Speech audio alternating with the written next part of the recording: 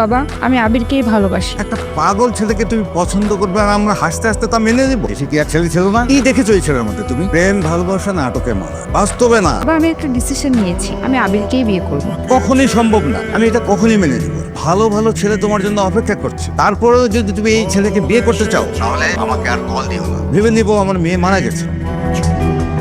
হে সোনা তুমি জেনে রাখো তা, বলে তো দিয়েছি।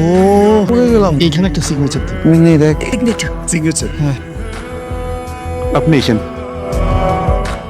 আলহামদুলিল্লাহ। আলহামদুলিল্লাহ।